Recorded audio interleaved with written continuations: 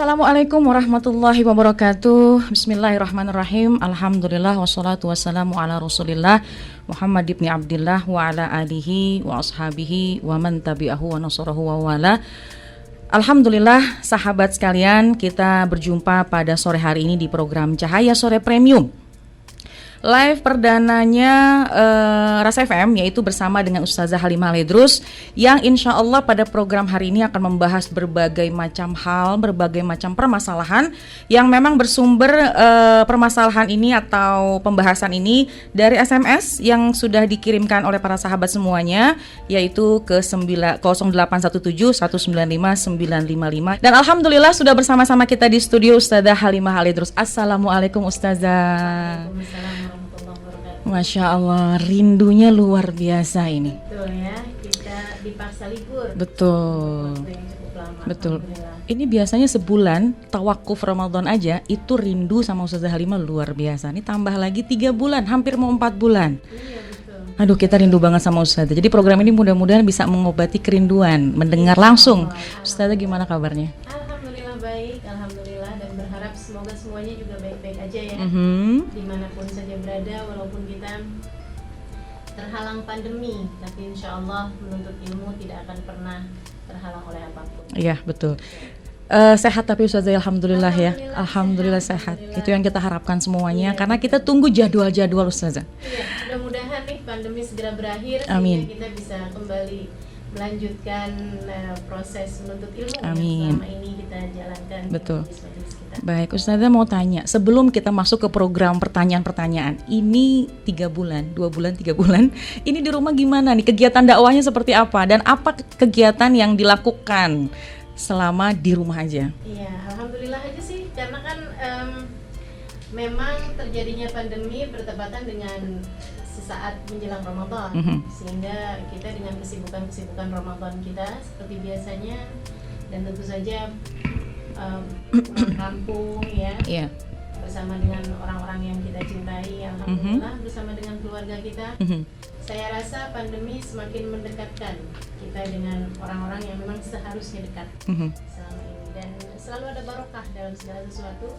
Jadi corona ini juga membawa keberkahan bagi kita sekalian. Iya, saja. betul. Jadi pastinya Corona ini membawa berkah. Itu tema kita mungkin Ustazah ya. Artinya yang harus kita tanamkan di hati, Corona pasti membawa berkah, banyak kebaikan. Baik, Ustazah, ini pertanyaan banyak alhamdulillah dari SMS yang masuk atau WhatsApp yang masuk itu sudah lebih dari 50. Artinya sudah banyak sekali pertanyaan yang ingin dijawab langsung sama Ustazah Halimah, dan tentunya juga nanti kita akan bacakan beberapa pertanyaan pilihan yang memang masuk ke Instagramnya Ustazah Halimah ya. Nanti kita bacakan beberapa pertanyaan. Baik Ustazah, kita lanjut saja. Ini pertanyaan pertama. Assalamualaikum Ustazah. Assalamualaikum juga Ras FM. Mau tanya berkaitan dengan zikir nih. Saya ingin menanyakan, kapan sih waktu yang terbaik untuk membaca surah Al-Waqiah, kemudian surat Al-Muluk, kemudian surat An-Naba, dan juga baca Rotibul Haddad. Ini yang paling afdol, yang paling baik waktunya kapan? Silakan Ustazah. Baik, bismillahirrahmanirrahim. Alhamdulillahirrabbilalamin. Allahumma salli wa sallim ala sayyidina Muhammadin wa ala alihi wa sahbihi ajma'in, amma ba'du. Alhamdulillah Ustazah, saya akan mulai menjawab pertanyaan-pertanyaan yang udah masuk nih ya. Iya, betul. Pertanyaan yang pertama tadi, kapan waktu terbaik untuk membaca surah Al-Waqiah, Al-Muluk, An-Naba, dan Ratib Al-Haddad? Memang di dalam Al-Quran itu sendiri ada beberapa surat yang disebut dengan surat afdoliyah dibandingkan dengan surat-surat yang lain, atau ada ayat-ayat yang disebut dengan ayat afdoliyah dibandingkan dengan ayat-ayat yang lain, yang artinya ayat-ayat atau surat-surat tersebut itu memang baik untuk dijadikan sebagai zikir harian-harian kita. Di antaranya surat-surat yang baik untuk dijadikan sebagai zikir kita sehari-hari yaitu surat Yasin, surat Al-Waqiah, dan surat Al-Muluk ya. Kalau An-Naba itu sendiri tidak masuk dalam surat-surat yang memang biasa dijadikan sebagai bacaan harian kita. Nah, untuk surat ketiga surat yang tadi saya sebutkan sebagai surat afdoliyah di dalam Al-Quran untuk harian zikir-zikir kita ya, Yasin, Al-Waqiah dengan Al-Muluk, itu tidak ada ketetapan waktu secara harus bacanya jam sekian atau jam sekian. Hanya saja para ulama mentertibkan dzikiran-dzikiran tersebut untuk kita baca berdasarkan, ada yang berdasarkan dari hadisnya Nabi Muhammad alaihissalam, ada juga yang berdasarkan dengan ilmu, keilmuan mereka yang kemudian menetapkan waktu-waktu itu. Untuk surat Yasin sebaiknya dibaca pada pagi hari, awal pagi, habis subuh gitu, atau juga awal malam. Jadi ba'da maghrib. Nah, itu waktu terbaik untuk membaca surat Yasin. Selebihnya seperti yang tadi saya sampaikan, waktu kapan pun sebenarnya bagus saja untuk baca surat-surat tersebut. Cuman di waktu yang tadi, 2 waktu yang tadi saya sudah sebutkan, itu yang paling afdolnya. Kemudian surat Al-Waqiah itu adalah surat yang mendatangkan rizki. Sementara waktu yang terbaik untuk juga jalbur rizik, mendatangkan rizki, itu para ulama mengatakan adalah pagi hari di waktu duha. Karenanya memang sholat duha itu sendiri juga disebut sebagai sholatul rizik, kan gitu ya, sholat rizki. Dan juga waktu ba'da asar. Imam Al-Haddad dalam kitab Ar-Risalah Al-Mu'awana atau Ad-Da'watut Tammah menyampaikan di salah satu dari kitab tersebut ya, itu beliau mengatakan bahwa waktu pagi itu waktu yang paling baik untuk mendatangkan rizki zahir. Makanya orang bekerja memang bagusnya kan pagi hari gitu. Sementara waktu sore ba'da asar adalah waktu yang paling baik untuk mendatangkan rizki batin. Rizki batin qanaah, ilmu. Karena memang waktu ngaji sore hari seperti ini nih waktu yang baik nih. Karena di waktu-waktu yang seperti ini Allah banyak menurunkan rizkinya. Karenanya surat Al-Waqiah baik juga dibaca di waktu 2 waktu tersebut, itu di waktu duha atau waktu ba'da asar. Sementara surat Al-Muluk itu memang ada keterangan hadisnya, mana Rasul sallallahu alaihi wasallam illa ba'da ma yaqra surat Tabarak. Nabi Muhammad alaihi wasallam tidak pernah tertidur malam kecuali sesudah beliau membaca surat Tabarakal Muluk. Karenanya para ulama mengatakan bahwa waktu terbaik untuk membaca surat Tabarakal Muluk adalah waktu malam hari sebelum tidur. Ya, dan itu dimulai dari ba'da maghrib boleh, ba'da isya boleh, walhasil jangan berani tidur kecuali sesudah membaca surat Tabarakal Muluk. Jangan berani tidur sebelum baca ya. Sebelum Jadi harus baca dulu baru tidur. Karena memang surat Tabarakal Muluk ini adalah, kata Nabi Muhammad, 30 ayah hiyal munjiyah hiya syafiyah min adzabil qabr. 30 ayat yang dapat menyelamatkan seseorang dari azab kubur. Masya Allah ya. Seperti itu. Iya, jadi kita bisa buat sih program harian ya Ustazah ya, misalnya ya, bacaan harian kita, misalkan pagi ketika bangun ba'da subuh Yasin, kemudian beraktivitas sempat waqiah misalnya ya, ketika waktu duha, zuhur beraktivitas lagi, ba'da asar ya kalau punya waktu waqiah lagi misalnya, atau baca Quran yang lainnya, ba'da maghrib atau isya tadi ya surat Al-Muluk Al-Muluk ya. Jadi kita niatkan sebelum tidur jangan sampai, atau kita niatkan sebelum tidur kita baca surat Al-Muluk atau surat Tabarak 30 ayat tadi. Betul, ya. Baik. Sementara Ratibul Haddad, nah itu dari beliaunya sendiri, dari Imam Al-Haddad, kami biasa membacanya atau di sana ya. Imam Al-Haddad itu kan dari Hadramaut, dari Tarim Hadramaut Yaman. Beliau membaca Ratibul Haddad biasanya adalah ba'da maghrib atau qubailal maghrib, sesaat menjelang maghrib. Nah, itu jadi di 2 waktu itu. Jadi sebelum maghrib atau ba'da maghrib ke isya ya. Jadi apalagi waktu-waktu seperti sekarang ini banyak banget waktu yang kosong. Bisa kita isi dengan zikir dan juga mungkin benteng kita Ustazah ya. Iya, insyaallah. Masya Allah. Menjaga kita semua ya. Amin ya rabbal alamin. Ustazah, pertanyaan kedua nih, saya mau agak cepat karena Masya Allah, alhamdulillah banyak pertanyaan yang masuk supaya semuanya bisa bisa mendapatkan banyak manfaat dari program kita. Ustazah, dari Kak Eva ini mau bertanya posisi sholat. Ini mengenai masalah posisi sholat berjamaah. Jadi ada saya, kemudian ada anak laki-laki yang usianya 6 tahun, kemudian ada juga anak perempuan yang usianya 12 tahun. Sementara nih si ibu ini jadi imam. Sebaiknya posisinya tuh seperti apa? Oh ya. Sebenarnya kan ada anak laki-laki itu kan posisinya anak laki-laki itu kalau dianggap itu kan dia di samping kanan imam. Tapi kalau dianggap sebenarnya kan ibu itu atau perempuan nggak boleh jadi imam. Betul. Gitu ya. Nah karena ini anggaplah bahwa si anak laki-laki di usia 6 tahun ini anggaplah belum dianggap sebagai makmum atau sebagai jamaah sholat, tapi kan dia belajar sholat. Nah karenanya kemudian ibu posisinya di samping anak-anaknya. Jadi anak yang perempuan di samping kanan, anak yang laki-laki di samping kiri. Sebab di samping kanan itu harus yang memang dianggap jamaahnya, dianggap sholatnya. Nah karena si anak laki-laki ini usianya masih baru 6 tahun, jadi dia yang tidak dianggap ini ditaruh samping kirinya si ibunya. Oh iya betul. Jadi kita mendahulukan perempuan yang memang usianya lebih tua atau lebih dianggap ya, mungkin dia sudah balik pastinya di umur segitu ya. Baik, jadi posisinya imam dan kemudian dahulukan posisi sebelah kanan gitu ya. Dahulukan posisi sebelah kanan, baru sebelah kiri, baru sebelah kanan lagi, baru sebelah kiri lagi. Oh ya, baik. Kemudian Ustazah, pertanyaan yang ketiga. Ini datang dari seorang wanita. Ini nggak menyebutkan namanya. Assalamualaikum Ustazah, saya mau tanya gimana hukumnya orang yang dipaksa menikah, kemudian dipaksa pula bercerai. Kemudian pihak lelakinya, ini mungkin pihak suami ya, pihak lelakinya pun menandatangani perceraian itu di atas segel. Tapi setelah itu keduanya melakukan hubungan layaknya suami istri. Karena mereka berpikir perceraiannya ini bukan dari hati tapi dipaksa. Dikarenakan si lelakinya sudah beristri dan perceraian itu atas desakan anak-anak dari pihak laki. Ini gimana hukumnya Ustazah?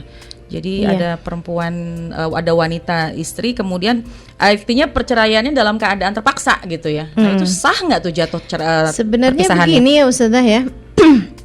Jadi sesuatu itu dalam hukum Islam dianggap terpaksa apabila memenuhi syarat-syaratnya pemaksaan. Iya.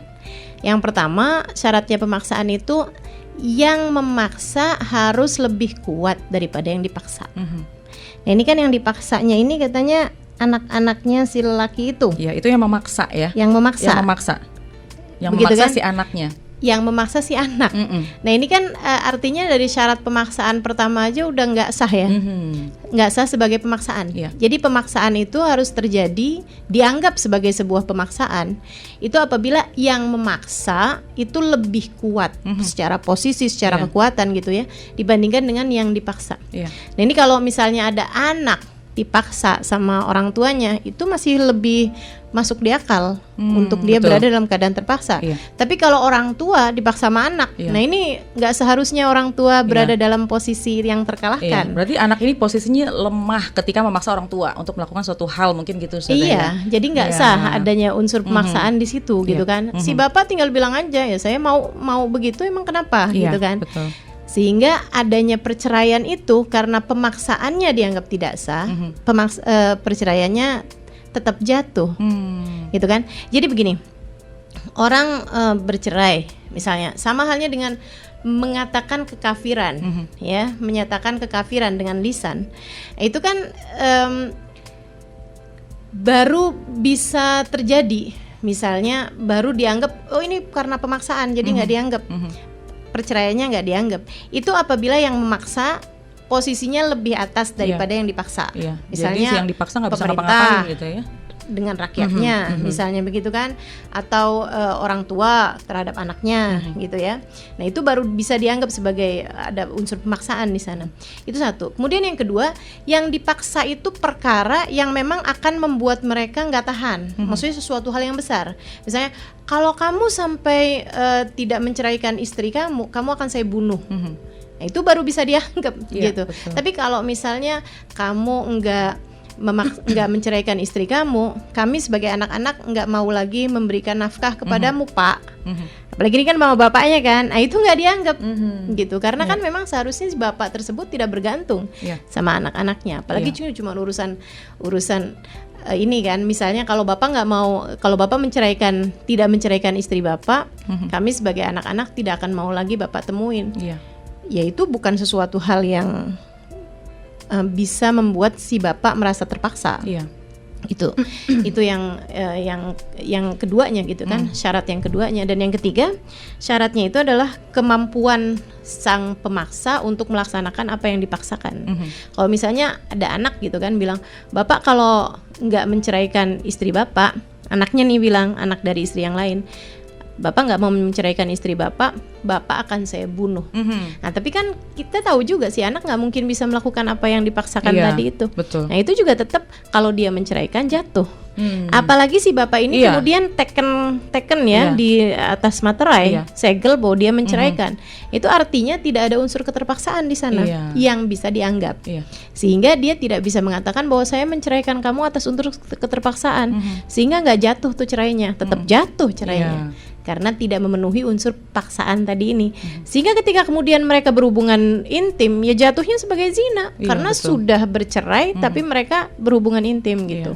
Dan perzinaan membutuhkan taubat dan seterusnya, kecuali jika sebelum berzina tersebut itu mereka ada kalimat rujuk ya yang menyatakan bahwa si suami mengembalikan istrinya. Iya, jadi yang dianggap ini adalah bahwa karena desakan, ya udah deh formalitas aja. Padahal sebenarnya ketika suami menandatangani materai misalnya, itu sudah pengakuan ya, Iya, secara tidak langsung bahwa sudah pengakuan turun bahwa dia talaknya. sudah menceraikan istrinya. Dan ini hati-hati nih, jangan sampai kita gampang untuk mainin perkara-perkara Iya, betul. cerai ya. Ini dan juga masalah memaksa ini juga jangan bisa dianggap enteng juga, dilihat juga betul syarat-syaratnya. Hanya ketika dia memenuhi persyaratan Iya. pemaksaan ya baru dianggap sebagai unsur pemaksaan di sana. Baik, mudah-mudahan nih yang bertanya ini menyimak hari ini baik di radio maupun di live streaming, jadi bisa betul-betul sangat berhati-hati dan juga mudah-mudahan sahabat dan pendengar yang mengikuti program ini juga bisa mengambil banyak ilmu dan pelajaran bahwa sangat berhati-hati berkaitan dengan nih hubungan suami istri, apalagi ketika suami sudah bermain dengan kalimat talak atau cerai tadi ya. Ustazah, pertanyaan selanjutnya. Assalamualaikum Ustazah Halimah Ledrus yang ngangenin. Memang kita semua kangen sama Insyaallah. Ustazah Halimah nih ya. Alhamdulillah. Ustazah, saya mau tanya tentang menjamak sholat. Nah, ini lagi berkaitan dengan menjamak sholat. Ketika dalam perjalanan, apakah diperbolehkan jarak misalnya Jakarta Bogor? Jakarta Bogor itu paling 50 kilo, Iya. 40 kilo, Iya. sampai kalau jauh 60 kilo ya. Iya. Jaraknya itu marhalatain. Marhalatain itu 2 marhalah atau 16 farsakh, dan itu adalah seukuran 2 kali pemberhentiannya unta di zaman Nabi Muhammad alaihi wasallam. Marhalatain, 2 kali pemberhentian. Dan itu kalau dihitung secara jarak kilometer pada zaman tersebut dibandingkan dengan sekarang, para ulama banyak menghitungnya dengan 82 kilometer. 82 km. Iya. Jarak tempuh ya. Jarak tempuh dari rumah, terhitung dari keluar rumah ya. Terhitung dari keluar rumah, bukan dari keluar kota. Jadi bukan dari keluar kota. kalau dari Jakarta berarti bukan dari Pondok Gede Iya, gitu bukan ya, dari tapi tol dari gitu, rumah. bukan ya? Dari rumah kita keluar. Dari rumah kita keluar. Nah, itu kalau sudah mencapai jaraknya 82 km baru dia diperbolehkan untuk menjamak sholat hanya ketika sudah keluar dari kota. Jadi kalau masih di dalam rumah atau masih di dalam kota Jakarta masih belum boleh mengerjakan jamaknya tersebut. Tapi kalau udah keluar asal baru Pondok Gede aja udah boleh. Karena Pondok Gede kan masuknya Bekasi tuh. Iya. Nah, itu baru Pondok Gede aja udah boleh mengerjakan jamaknya dengan syarat perjalanan yang akan ditempuh mencapai 82 km atau lebih. Iya. Kalau Jakarta Bogor saya kira belum sampai ya. Iya, belum Mungkin ya. Jakarta Cikampek, Jakarta Bandung paling udah dekat lebih mungkin ya. Puncak Pas ke sana lagi mungkin ya. Iya. Puncak Pas atau Bandung bahkan lebih jauh lagi ya. Sekarang kan gampang nih bisa lihat dari Google Map Iya, ya, iya, itu betul. berapa jarak yang diperlukan Iya, gitu betul. untuk sampai ke sana. Jadi banyak ada orang yang menyangka pokoknya keluar kota bisa jamak. Nah Oh, ini, enggak. jadi nggak semua keluar kota bisa jamak. Enggak, Jadi harus ada batasan safaran tawilan itu tadi Iya, ya persyaratannya ya. Jadi- Dan mubahan juga Iya. perjalanannya yang memang diperbolehkan. Iya. Kalau misalnya mau sesuatu hal yang nggak boleh, Iya. misalnya anak muda nih jalan-jalan mau pacaran, nah, itu nggak iya. boleh tuh ya. Iya, iya. Apalagi kalau misalkan pergi ke daerah yang memang lebih dari 83 tahun tapi tujuannya 82 kilo. 82 Iya. kilo. Tujuannya misalnya mau ada suatu maksiat misalnya, itu Iya. juga nggak boleh juga Nggak berarti boleh Ustazah ya. juga, iya. Oh iya, baik. Nih hati-hati juga nih yang suka bepergian, lihat jarak tempuh kalau Lihat mau jarak dijamak, tempuh, jangan betul. sampai asal Jangan asal aja, Jangan asal asal. keluar kota Iya, gitu kan. betul. Apalagi belum keluar kota ya, Iya. masih baru ke Tanah Abang aja Ah, udah iya. dijamak. Kadang-kadang Itu yang suka bahaya. lupa begitu ya. Mudah-mudahan enggak lah. Sekarang lebih baik kita semuanya Iya, ya. insyaallah. Sebab Masya Nabi Allah. Muhammad bilang menjamak bi ghairi udrin faqad atababan min abwabil kabair. Siapa yang suka menjamak-jamak sholat tanpa ada alasan yang dibenarkan, dia sudah mendatangi salah satu dari pintu-pintu dosa besar. Dan Allah bilang fawailul lil musallin alladzina hum an salatihim sahun.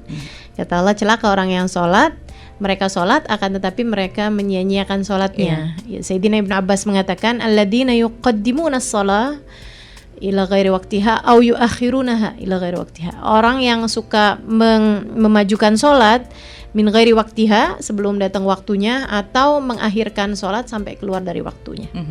Itu adalah orang yang tergolong sahun yang dimaksud oleh Allah dalam Al-Quran. Baik, apalagi sekarang sudah ada aplikasi, jadi kita bisa cek jarak tempuh ke tujuan, berapa kilonya, kemudian alhamdulillah jadi bisa memudahkan kita ya, jamaah apa enggak nih gitu ya. Baik Ustazah, pertanyaan selanjutnya juga nggak menyebutkan nama nih. Assalamualaikum Ustazah, semoga selalu dalam lindungan Allah, diberi keberkahan dan kesehatan, amin ya rabbal alamin. Ustazah, bagaimana pendapat Ustazah jika seorang wanita menikah dengan laki-laki, setelah menikah pisah rumah? Terjadi seperti itu karena wanitanya ini masih kuliah dan belum mau berhubungan badan, tapi keduanya udah saling suka. Sementara si laki-lakinya juga belum punya rumah. Boleh nggak tuh di dalam agama? Dan mohon arahannya Ustazah, sebaiknya menikah sekarang atau setelah kuliah saja baru menikah? Oh, mungkin ini baru berencana nih Ustazah, baru berencana akan menikah akan ya, menikah. Tapi nanti kalaupun menikah juga nggak akan tinggal bersama dan nggak mau berhubungan intim dulu gitu ya. Itu gimana nih Ustazah? Sebaiknya bagaimana? Nggak apa-apa, boleh-boleh aja sih. Saran saya memang menikah aja dulu daripada terjadi hal-hal yang diinginkan. Begitu kan, daripada terjadi fitnah ya. Udah sama-sama dekat, keluarga udah sama-sama setuju, cuman sekolahnya belum selesai, misalnya begitu. Ya udah kalau gitu nikah aja dulu. Akad nikah dihadiri keluarga besar misalnya begitu kan. Tinggalnya masing-masing nggak jadi masalah. Tinggalnya masing-masing nggak jadi masalah. Dan kalau masalah untuk urusan berhubungan intim nggak langsung saat itu, atau nggak tunggu beberapa waktu, beberapa bulan, beberapa tahun bahkan mungkin, itu kesepakatan aja sih antara kedua belah pihak ya. Sebab ketika sudah menikah, nah itu kan maka istri tersebut itu kan berada dalam haknya suami. Nah urusan yang seperti ini tergantung dari pihak suaminya, apakah dia mau menunggu atau enggak.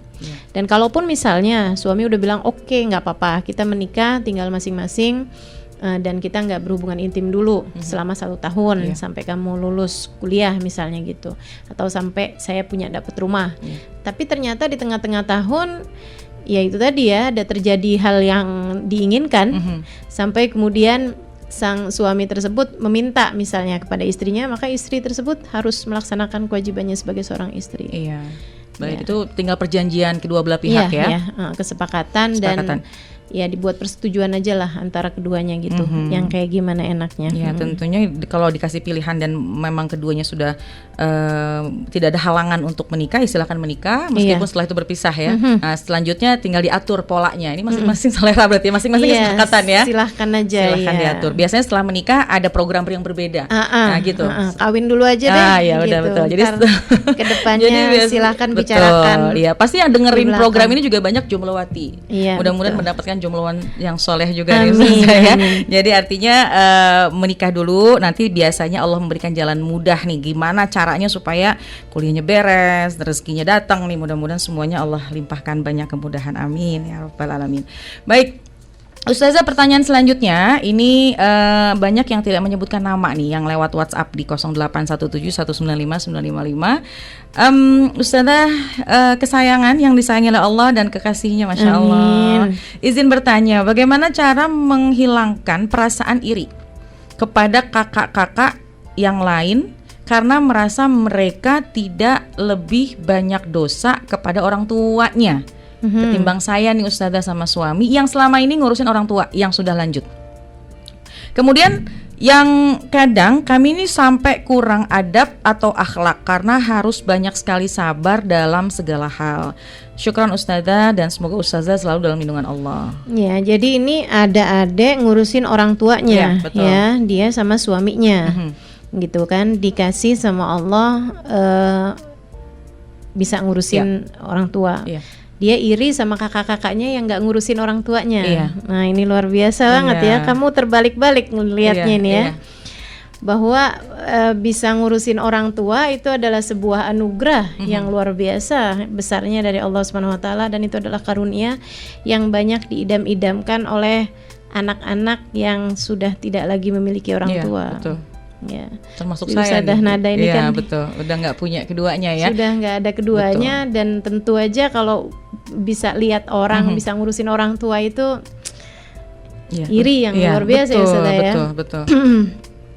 Salah satu hal yang saya syukuri dari berkah corona kemarin itu juga karena alhamdulillah dari sisi saya ya, bahwa pada waktu terjadi corona di bulan awal-awal Ramadan kemarin itu umi saya sakit, dan alhamdulillah berkahnya corona saya jadi bisa punya kesempatan untuk bisa merawat ibu saya, dan itu adalah sebuah karunia yang indah yang Allah Subhanahu wa taala berikan dalam kehidupan saya gitu. Jadi kamu lihatnya harus dengan pandangan yang lain, Dek.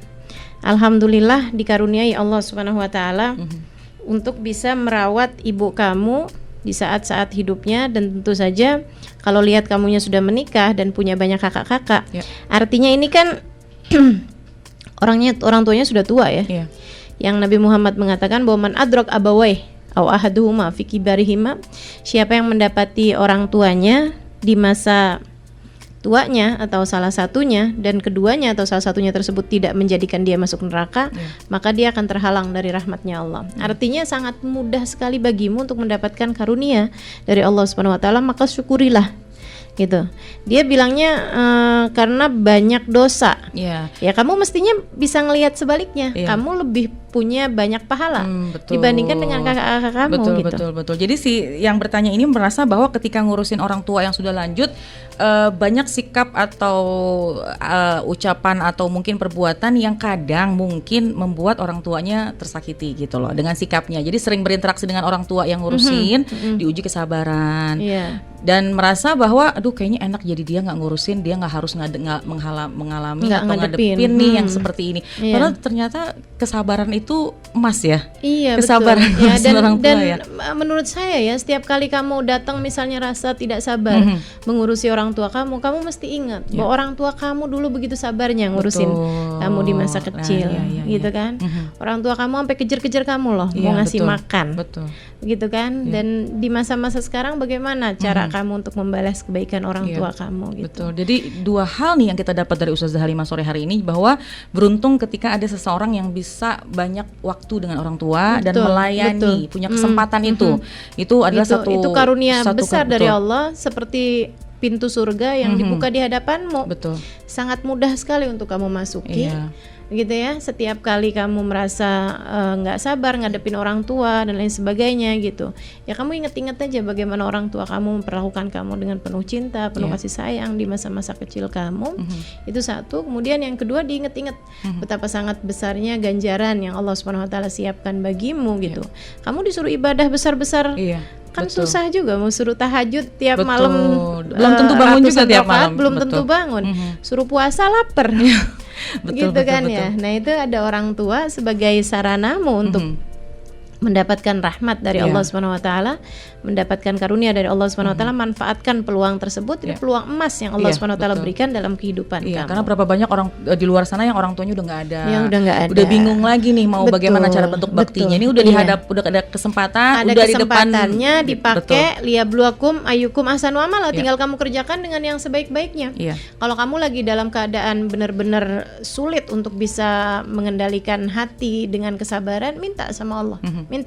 Ya Allah, mampukan saya untuk berbakti kepada orang tua saya. Ya Allah, mampukan saya agar bisa masuk surgamu lewat jalan saya bakti kepada orang tua, lewat jalan ngurusi orang tua. Itu karunianya yang sangat besar sekali. Dan dijanjikan, Nabi Muhammad menjanjikan, kata Nabi Muhammad, birru abaakum tabirrukum abnaukum. Berbaktilah kamu dengan orang tua, nanti kamu akan mendapati anak-anak kamu berbakti padamu. Mudah-mudahan dibayar kita tunai. Betul, di dunia. Di dunia sebelum akhirat. Alhamdulillah. Ini mudah-mudahan semua kita yang masih punya orang tua, ayo deh kejar gimana cari dapat ridhonya orang tua. Mudah-mudahan Allah juga banyak kasih ridhonya buat kita, dan yang sudah ngurusin orang tua, banyakin sabarnya, karena balik lagi ingat gimana sih dulu orang tua ngurusin kita. Itu menjadi obat buat kesabaran kita ya. Ustazah, selanjutnya nih, pertanyaannya berkaitan dengan masalah apa ya, coba saya bacakan dulu. Ustazah, alhamdulillah Allah beri kesempatan untuk bertanya kepada Ustazah, bagaimana cara untuk memerangi dan menjauhi hawa nafsu, terutama dalam hasrat seksual yang memang belum menikah. Apakah ada amalannya? Iya. Ini pernah ditanyakan seorang laki-laki kepada Nabi Muhammad SAW, seorang pemuda ya. Dia bilang, ya Rasulullah, saya ingin menikah tapi saya belum punya uang untuk bisa membayarkan mahar dan untuk menghidupi orang lain. Maksudnya kehidupan saya sendiri juga susah. Jadi bagaimana ini cara saya untuk menahan hawa nafsu gitu. Nabi Muhammad nyuruh dia pertama memang mau nikah ya, tapi karena dia bilang nggak bisa memberikan nafkah kepada anak perempuan, Nabi nggak kemudian bilang, yaudah nggak apa-apa nikah aja dulu, urusan rezeki belakangan. Nggak gitu. Nabi adalah mu'allimul kubro ya, seorang pengajar yang paling agung, paling besar, sehingga beliau tahu yang terbaik bagi umatnya, dan jawaban bagi satu orang adalah jawaban bagi keseluruhan umat. Nabi kemudian mengatakan, maka berpuasalah kamu. Berpuasalah. Nah, puasa yang dimaksud di sini ini bukan asal puasa. Artinya bahwa bukan sehari puasa kemudian langsung hawa nafsu terhadap urusan dorongan seksual ini langsung habis ya. Betul. Akan tetapi diperlukan keistiqomahan dalam puasa tersebut. Cobain untuk puasa Senin Kamis. Kalau ternyata udah puasa Senin Kamis pun juga masih tetap juga nih hawa nafsu bergejolak, nah silahkan puasa Nabi Daud. Sehari puasa sehari enggak, sehari puasa sehari enggak, itu memang sangat mujarab untuk bisa ini ya, menahan hawa nafsu dorongan seksual. Kemudian selain daripada itu juga amalan yang saya minta untuk kamu mengerjakannya nih bagi para jomblo hati. Jomblo hati ya. Iya, yang belum dikaruniai pernikahan ya. Adalah untuk menjaga pandangan dan pendengaran dari apa yang bisa membawa kepada dorongan seksual. Artinya jangan kebanyakan nonton film atau apa yang membuatmu jadi memiliki dorongan sehingga pikiran akhirnya ke arah sana terus. Betul. Gitu. Coba berkegiatan selain daripada puasa tadi itu kan. Coba berkegiatan dengan kegiatan-kegiatan lain yang lebih bermanfaat sehingga pikiranmu tidak terus-terusan ke arah-arah sana gitu. Ada banyak hal yang bisa kamu lakukan dari menuntut ilmu, ada banyak banget yang perlu kamu pelajari dari ilmu-ilmu agama, belajar tafsir Quran, belajar makna-makna sholat, belajar makna-makna dari ayat-ayat yang selama ini kamu baca dalam sholat-sholat kamu gitu. Itu bisa untuk membuatmu menjadi lebih tahan terhadap godaan-godaan tersebut. Jadi puasa dan aktivitas yang positif ya. Betul. Jadi jangan mikir yang aneh-aneh gitu ya. Selain puasa. Sama olahraga, Ustazah. Ya, saya pernah dengar itu bahwa di saat orang berkeringat olahraga itu ada hormon apa gitu yang biasa dikeluarkan orang juga ketika menjalankan urusan seksual ya. Iya. Baik, jadi selain puasa, olahraga, berpikir positif. Iya.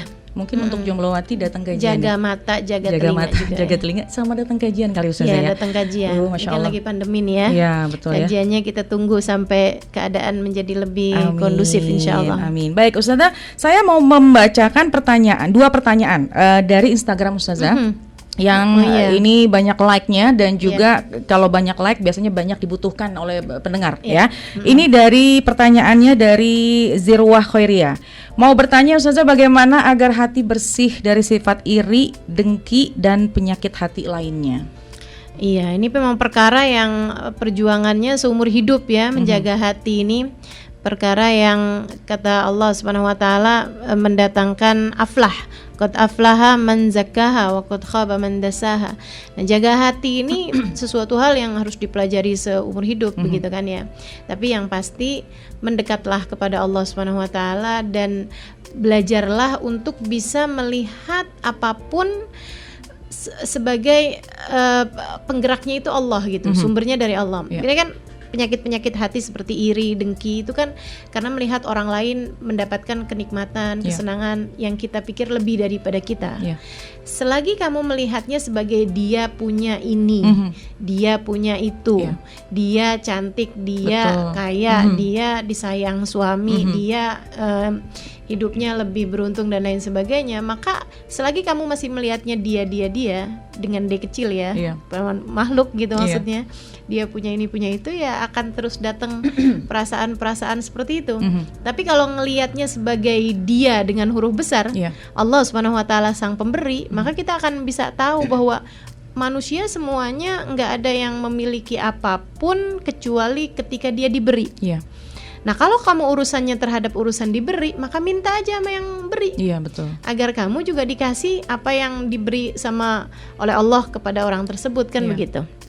Itu dengan cara itu semakin kuat tauhidmu, semakin kuat keimananmu kepada Allah, maka akan semakin berkurang pula lah penyakit-penyakit hati kita ini.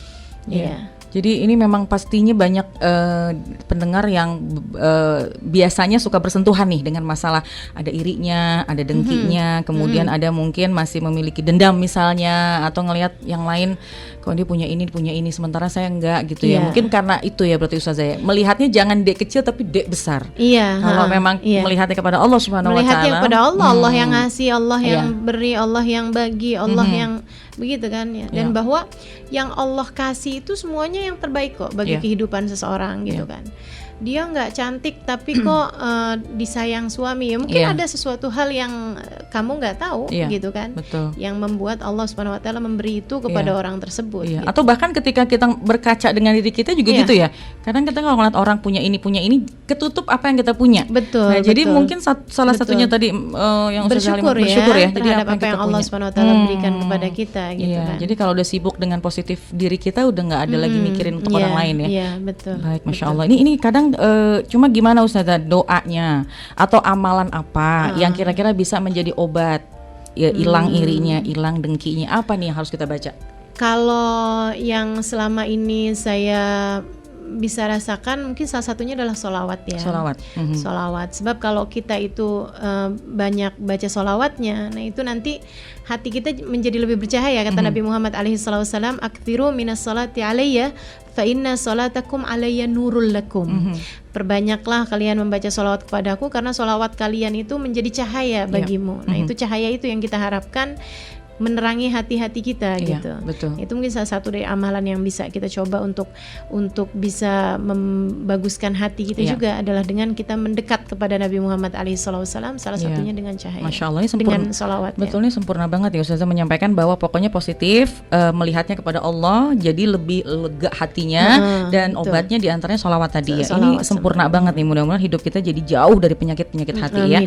Baik Ustazah, ini nggak terasa nih udah hampir 44 menit dari pukul 5. Jadi hampir 45 menit kita ada kajian ini dan insya Allah kita akan berakhir di 4.50. Jadi tapi saya mau membacakan satu pertanyaan lagi juga dari Instagram yang dimana ini juga banyak like-nya di Instagram Ustazah Halimah, yaitu Ustazah pertanyaan terakhir, bagaimana cara para wanita-wanita solehah dalam mendidik anak-anaknya, dari Aisyah Al-Fajar ya. Iya, yang pasti sih ya mereka mengajarkan kepada anak-anaknya, menanamkan kebaikan-kebaikan pada anak-anaknya, dan juga melakukan itu dengan penuh kasih sayang dan menjadikan diri mereka sebagai panutannya bagi anak-anaknya gitu maksudnya. Karena memang yang namanya mendidik anak-anak itu kan menanam.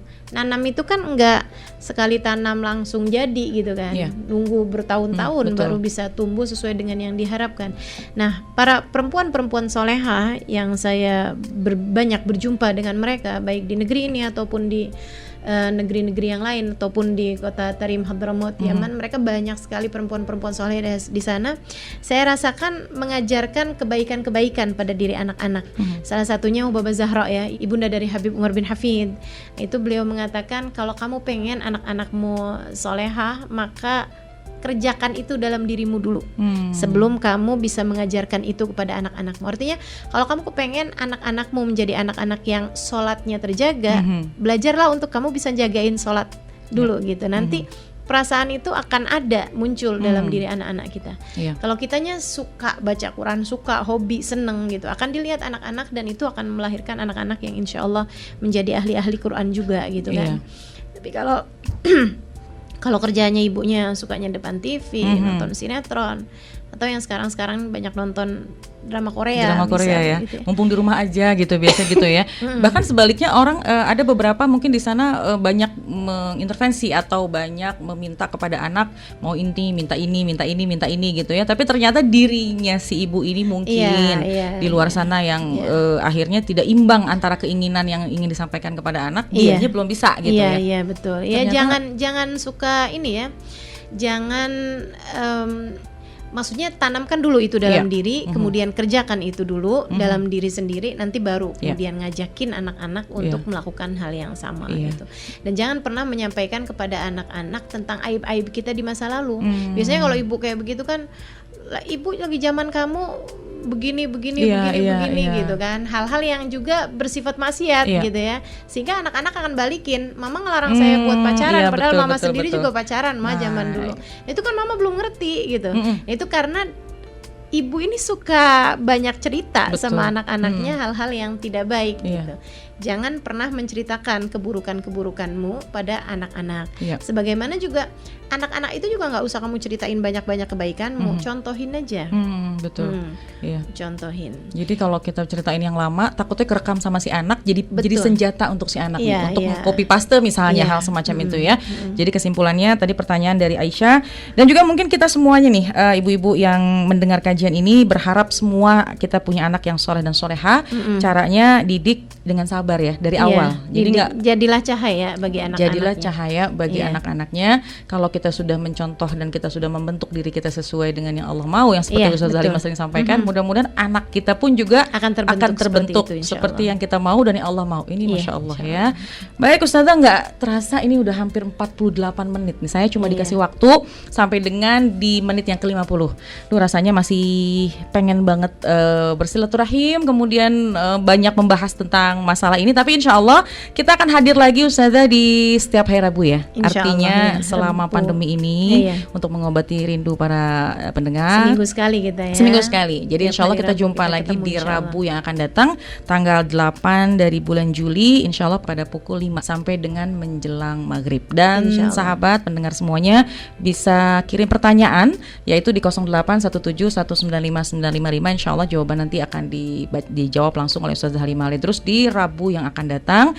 Dan program ini juga bisa didengarkan live streaming yaitu di Facebooknya Ustazah Halimah Al-Idrus, Instagram Halimah Al-Idrus, dan juga di Instagram saya Qnada belakangnya double A. Insya Allah lebih banyak bermanfaat untuk masyarakat dan sekitarnya. Ustazah pengen dengar pesan buat kita di era pandemi semacam ini, apa yang harus kita lakukan, dan sekaligus menutup majelis kita ini. Terima kasih Ustazah untuk kesempatannya, silakan. Buat pendengar Ras FM dimanapun saja berada, buat yang saat ini sedang mendengarkan dimanapun saja berada, bisa jadi kita sedang libur kajian pada hari-hari ini, bisa jadi kita sedang libur kegiatan-kegiatan pada hari-hari ini, tapi tetaplah ingat bahwa kita tidak pernah libur sebagai hamba Allah Subhanahu wa taala, dan malaikat Raqib Atid tidak pernah libur untuk mencatat perbuatan-perbuatan kita. Tetaplah baik, tetaplah ingat bahwa kita hidup di atas muka bumi ini liyabluwakum ayyukum ahsanu amala. Untuk Allah lihat siapa di antara kita yang dapat berbuat kebaikan. Pergunakan kesempatan yang ada dengan kebaikan-kebaikan yang bisa kita lakukan. Semoga Allah Subhanahu wa taala menerima kita semuanya, dan semoga kita bisa jumpa kembali.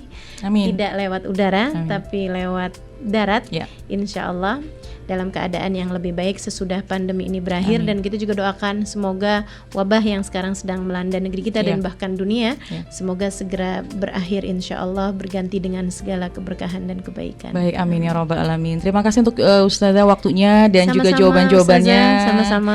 Masya Allah, terima kasih untuk mendengar semuanya yang sudah mengikuti kajian baik di radio maupun di Instagram, di Facebook. Mudah-mudahan kita jumpa di Rabu yang akan datang, dan terima kasih, mohon maaf jika ada kekurangan kesalahannya. Terima kasih, salam dari kami. Wassalamualaikum warahmatullahi wabarakatuh.